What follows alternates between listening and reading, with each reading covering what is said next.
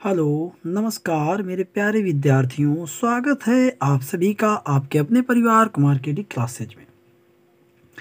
इस स्टार्टिंग से चल रहे 5वें लेक्चर में हम डिस्कस करने वाले हैं प्रश्नावली 1.1 का सवाल नंबर दूसरा। सवाल कुछ इस प्रकार से है, कह रहा है दर्शाइए कि कोई भी धनात्मक विषम पूर्णांक 6q+1 या 6q+3 या 6q+5 के रूप का होता है जहां q कोई क्या है, जहां q कोई पूर्णांक है। तो हम ऐसे सवालों को करना सीख चुके हैं। क्या मानेंगे? सबसे पहले हम कोई भी पूर्णांक मान लेंगे। तो क्या करेंगे, जैसे हमने मान लिया, माना a एक क्या है, धन पूर्णांक है। माना a एक क्या है, धन पूर्णांक है। ठीक है ना। तो अब देखो a एक हमारा धन पूर्णांक है और मान लो हमने इस a को, अब देखो हमने कहा था जो यहाँ पे दिया जाए उसी से हम इसको क्या कराते हैं, डिवाइड कराते हैं। तो 6 से मान लो हमने इसको डिवाइड कराया और मान लो ये गया हमारा कितने बार, जो यहाँ पे q आया है उतने बार ही गया, q बार मान लो गया, तो रिमाइंडर हमारा कितना आएगा, r। तो हम इस a को क्या लिख सकते हैं, इस a को लिख सकते हैं a बराबर 6q+r। a बराबर क्या कह सकते हैं, 6q+r। तो ये a बराबर हमारा क्या आएगा, a बराबर क्या आएगा, 6q+r। a बराबर कितना आएगा, 6q+r। अब देखो यहाँ पे आपको एक चीज़ और समझना चाहिए। हमने बताया था कि जो शेषफल होता है वो कभी भी भाजक से बड़ा नहीं हो सकता। तो r का मान या तो हमारा 0 हो सकता है, 1 हो सकता है, 2 हो सकता है, 3 हो सकता है, 4 हो सकता है, 5 हो सकता है। तो r के जो हमारे पॉसिबल मान है वो क्या हो सकते हैं, जहाँ r बराबर हमारा क्या हो सकता है, 0 हो सकता है, 1 हो सकता है, 2 हो सकता है, 3 हो सकता है, 4 हो सकता है, 5 हो सकता है। और q क्या है, q हमारा धन पूर्णांक है। q क्या है, एक हमारा धन पूर्णांक है। ठीक है ना। तो आगे देखते हैं। तो q हमारा क्या है, धन पूर्णांक है। अब देखो अगर हम r का मान कितना रखें, अगर हम r का मान 1 रखें तो r बराबर 1 रखने पर a बराबर क्या आता है, r बराबर अगर हम 0 रखें तो हमारा कितना आएगा, 6q+0, 6q+0 अर्थात ये कितना आया, 6q। और 6q को हम क्या लिख सकते हैं, 2 × 3q। तो देखो ये हमारा क्या है, 6q जो है वो हमारा 2 से क्या है, विभाजित है। अतः ये क्या होगा, सम होगा। क्या होगा, सम। ठीक है ना।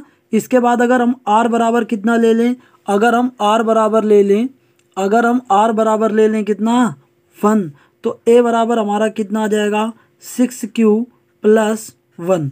तो देखो ये हमारी क्या संख्या थी, तो यहाँ पे 6q क्या था, सम था। 6q क्या था, सम था। और इसके बाद हमारा 1 आ गया तो क्या आएगा, निश्चित तौर से ये आएगा विषम। क्या आएगा, विषम। फिर इसके बाद देखें तो ये जो हमारा विषम पद आया, ये कैसा, ये विषम पद आया। आगे देखेंगे r बराबर अगर हम 2 रखें तो r बराबर हमारा 2 रखेंगे तो कितना आएगा, a बराबर 6q+2, 6q प्लस कितना 2। तो हम देखो 2 यहाँ पे कॉमन ले सकते हैं, ये कितना आ जाएगा, 3q+1, 3q+1। तो ये भी हमारा देखो 2 के गुणा में जिस संख्या को लिख दें हम, लिख सकें और वो पूर्णांक हो तो वो हमारा क्या कहलाएगी, वो हमारी सम होगी। तो ये भी हमारी क्या है, ये हमारी सम है। आगे देखेंगे अगर हम r बराबर 3 रख के देखें तो a बराबर कितना आएगा, 6q प्लस कितना आएगा, 3, 6q+3। तो हम इसको क्या लिख सकते हैं, 6q+2+1, 6q+2+1। अब देखो आपने ऊपर देखा कि ये वाली जो संख्या थी वो क्या थी, सम। तो सम में एक जोड़ा गया है तो ये भी क्या होगी, विषम होगी। ये भी क्या होगी, विषम होगी। फिर अगर हम r बराबर कितना रख दें, 4, तो a बराबर देखो हमारा कितना आएगा, 6q+4। तो 2 को यहाँ से कॉमन ले सकते हैं तो यह आ जाएगा 3q+2। तो यहाँ पे हमारा देखो 2 के गुणा में इसको भी लिख सकते हैं। तो ये भी संख्या कैसी है, ये भी आपकी सम संख्या है। फिर अगर a बराबर हमारा देखो रखा जाए कितना, वो r बराबर रखा जाए 5, तो ये हमारा कितना आ जाएगा, 6q+5, 6q प्लस कितना 5। तो ये आ जाएगा 6q प्लस ये कितना, इसको लिख सकते हैं देखो 6q+4, या देखो 6q+4 और +1। तो अगर देखो इसमें देखेंगे तो 2 और ये हमारा कितना 3q+2, ओ सॉरी हाँ +1। तो देखो ये सम संख्या है और एक इसमें जोड़ा गया, तो निश्चित तौर से ये कैसी संख्या है, ये हमारी विषम संख्या है। तो आपको देखो क्या देखना है कि विषम विषम संख्याएं कौन कौन सी हैं। आपको यहाँ पे ये देखना है कि विषम विषम संख्याएं कौन सी हैं।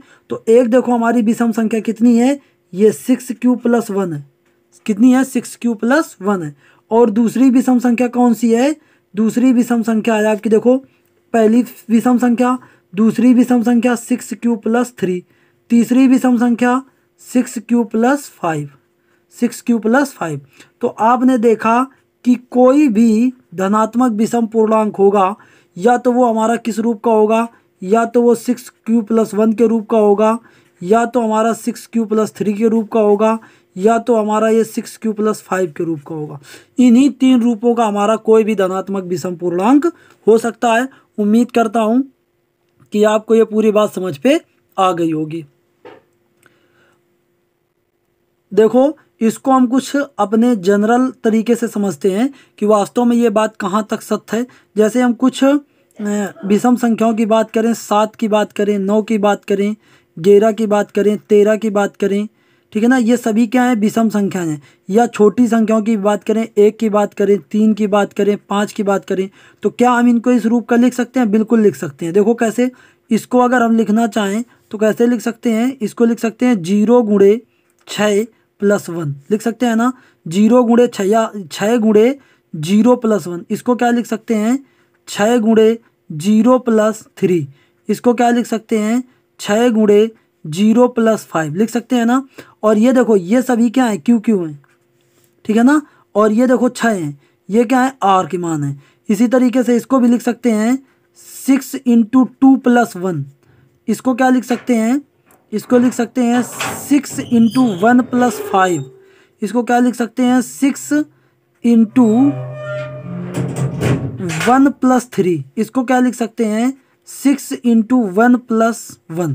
तो देखो हमने यहाँ पे अगर देखें, ये क्यू, ये क्यू, ये क्यू, ये क्यू, तो क्यू के अलग अलग मान ये हो सकते हैं जिनके लिए हमारे इनके सभी मान क्या आ रहे हैं, विषम आ रहे हैं। तो इस तरीके से हम इसको जनरल भी समझ सकते हैं, ठीक है ना। उम्मीद करते हैं ये सवाल आपको विधिवत समझ पे आ गया होगा, ठीक है ना। ऐसी ही वीडियो के लिए हमारे साथ बने रहें और मैं ऐसे ही छोटे छोटे वीडियो बना के आप लोगों के लिए शेयर करता रहूँगा। बस आप लोगों का जो शेयर, लाइक और सब्सक्राइब है वो चलता रहे। धन्यवाद।